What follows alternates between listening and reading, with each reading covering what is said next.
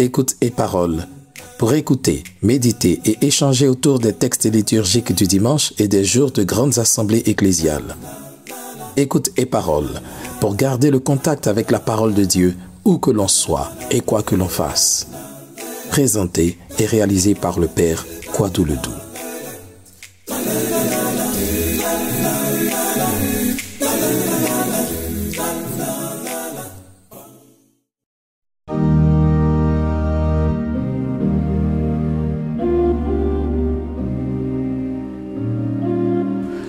Dimanche 19 mai 2024, solennité de la Pentecôte.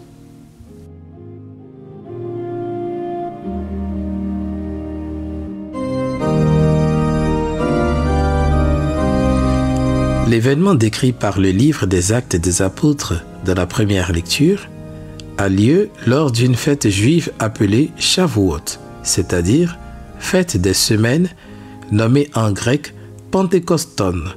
Pentecôte en français, ce qui veut dire 50e jour. En effet, cette fête est célébrée 50 jours après Pâques.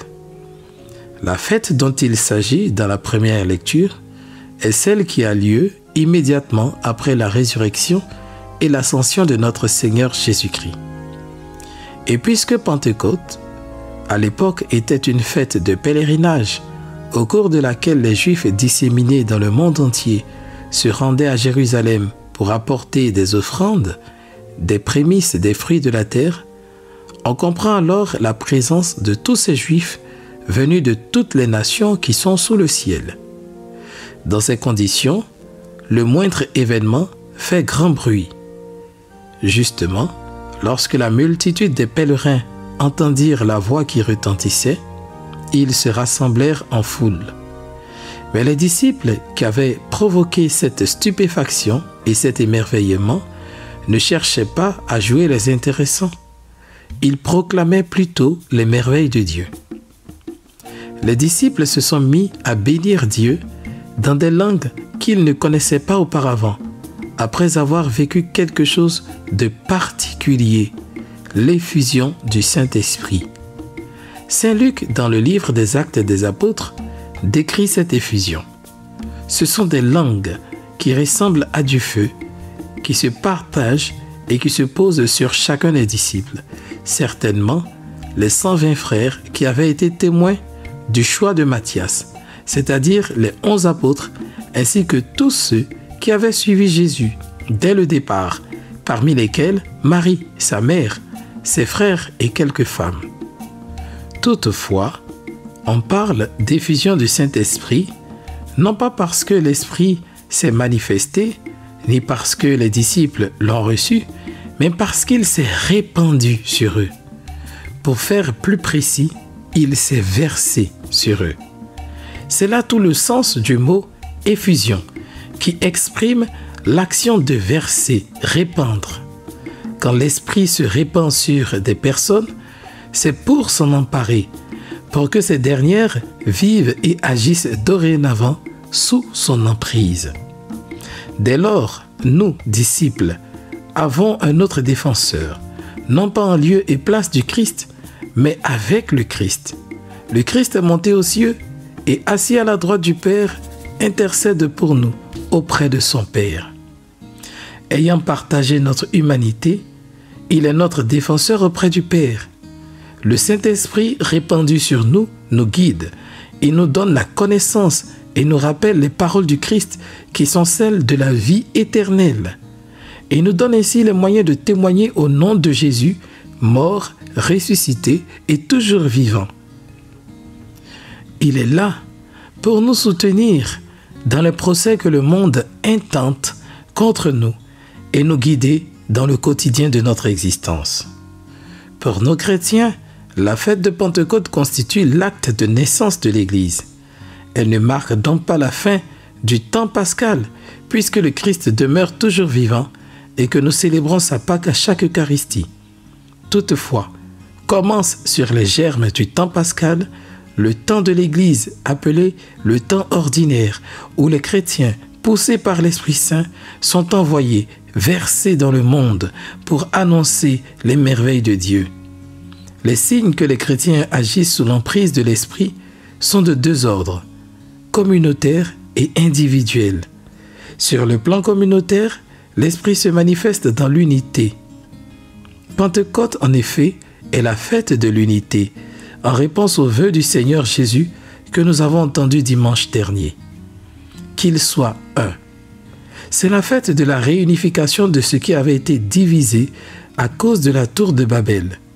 À Babel, les hommes avaient été dispersés sur toute la surface de la terre. À Jérusalem, à la fête de Pentecôte, les hommes sont rassemblés de toutes les nations. Quel est mon engagement pour l'unité entre les membres d'une même communauté de foi, d'une famille?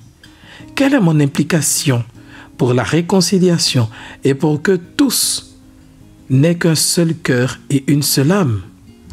En outre, d'un point de vue individuel, la présence de l'Esprit se reconnaît par ses fruits, c'est-à-dire quand il y a l'amour, la joie, la paix, la patience, la bonté, la bienveillance, la foi, l'humilité et la maîtrise de soi.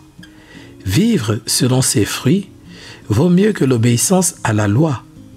Face à ces fruits de l'Esprit, nous dit Saint Paul, aucune loi ne peut tenir.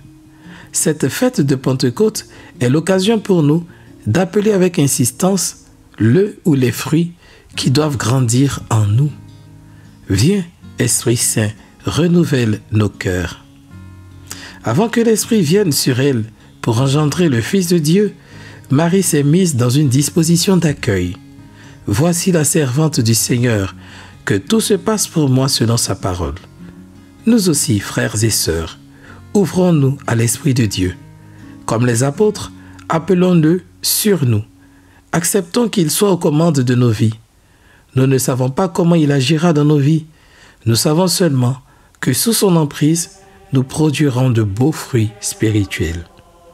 Oui, Esprit Saint, inspire-moi ce que je dois penser, ce que je dois dire, ce que je dois taire, ce que je dois écrire, ce que je dois faire, comment je dois agir pour procurer le bien de tous les hommes, l'accomplissement de ma mission et le triomphe du règne du Christ. Amen.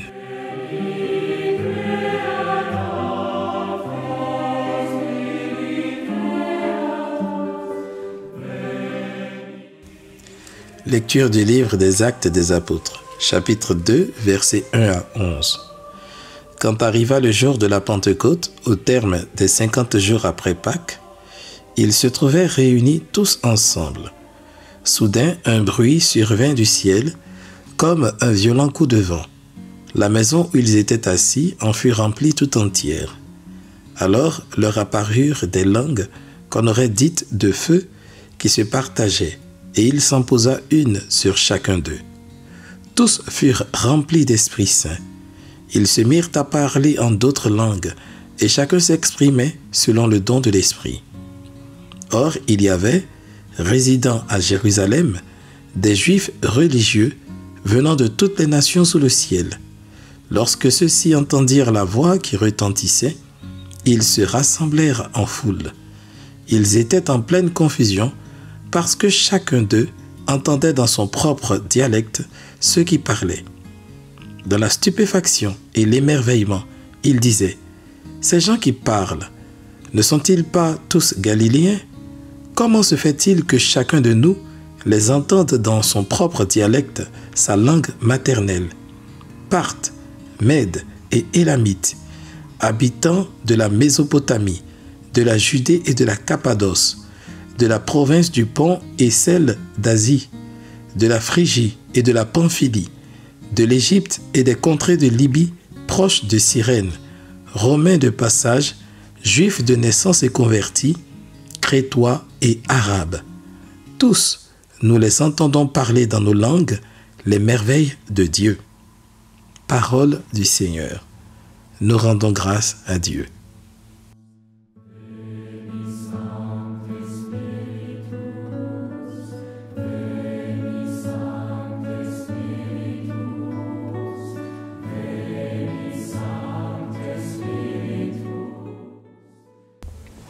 Psaume 103. Ô Seigneur, envoie ton esprit qui renouvelle la face de la terre. Bénis le Seigneur, ô mon âme. Seigneur mon Dieu, tu es si grand. Quelle profusion dans tes œuvres, Seigneur. La terre s'emplit de tes biens. Ô Seigneur, envoie ton esprit qui renouvelle la face de la terre.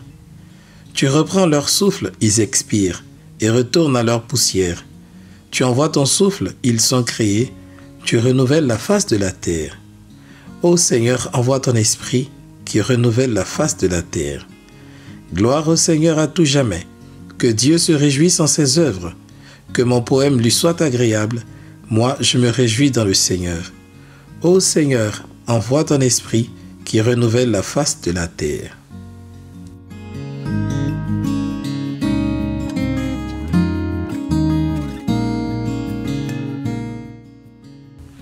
Lecture de la lettre de Saint Paul apôtre aux Galates. Chapitre 5, versets 16 à 25.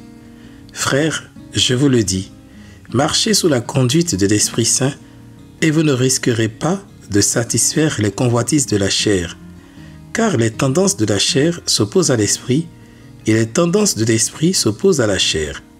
En effet, il y a là un affrontement qui vous empêche de faire tout ce que vous voudriez. Mais si vous vous laissez conduire par l'esprit, vous n'êtes pas soumis à la loi. On sait bien à quelles actions mène la chair: inconduite, impureté, débauche, idolâtrie, sorcellerie, haine, rivalité, jalousie, emportement, intrigue, division, sectarisme, envie, beuverie, orgie et autres choses du même genre. Je vous préviens, comme je l'ai déjà fait, ceux qui commettent de telles actions ne recevront pas en héritage le royaume de Dieu. Mais voici le fruit de l'esprit: amour, joie, paix, patience, bonté, bienveillance, fidélité, douceur et maîtrise de soi. En ces domaines, la loi n'intervient pas. Ceux qui sont au Christ Jésus ont crucifié en eux la chair avec ses passions et ses convoitises. Puisque l'Esprit nous fait vivre, marchons sous la conduite de l'Esprit. Parole du Seigneur. Nous rendons grâce à Dieu.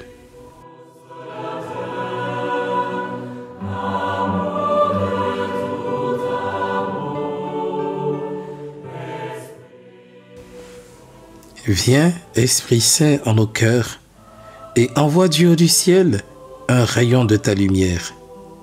Viens en nous, Père des pauvres. Viens, dispensateur des dons. Viens, lumière de nos cœurs. Consolateur souverain, hôte très doux de nos âmes, adoucissante fraîcheur.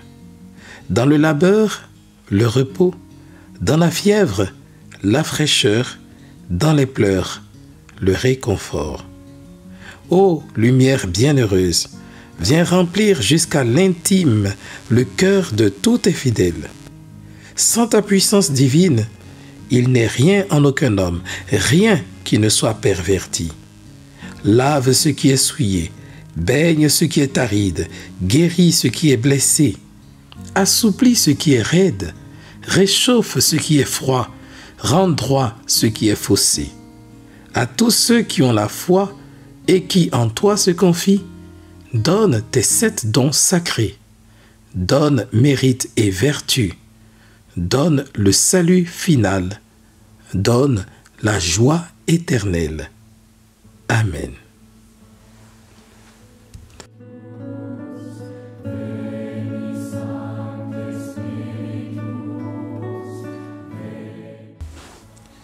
Évangile de Jésus-Christ selon saint Jean, chapitre 15, versets 26 à 27, chapitre 16, versets 12 à 15. En ce temps-là, Jésus disait à ses disciples: « Quand viendra le défenseur que je vous enverrai d'auprès du Père, lui, l'Esprit de vérité qui procède du Père, il rendra témoignage en ma faveur. Et vous aussi, vous allez rendre témoignage, car vous êtes avec moi depuis le commencement. J'ai encore beaucoup de choses à vous dire, mais pour l'instant, vous ne pouvez pas les porter. Quand il viendra, lui, l'Esprit de vérité, il vous conduira dans la vérité tout entière. En effet, ce qu'il dira ne viendra pas de lui-même, Mais ce qu'il aura entendu, il le dira. Et ce qui va venir, il vous le fera connaître.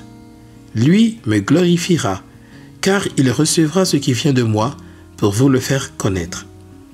Tout ce que possède le Père est à moi. Voilà pourquoi je vous ai dit, l'Esprit reçoit ce qui vient de moi pour vous le faire connaître. Acclamons la parole de Dieu. Louange à toi, Seigneur Jésus.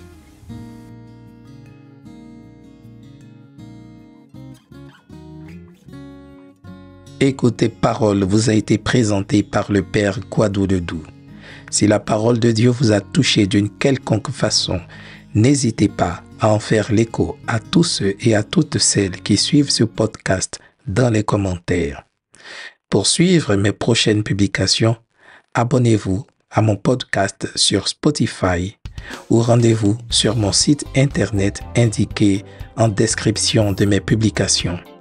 Une dernière chose, n'hésitez pas à partager mes publications à vos parents, amis et connaissances pour que l'Évangile retentisse jusqu'aux confins de la terre, car la foi naît de ce qu'on entend.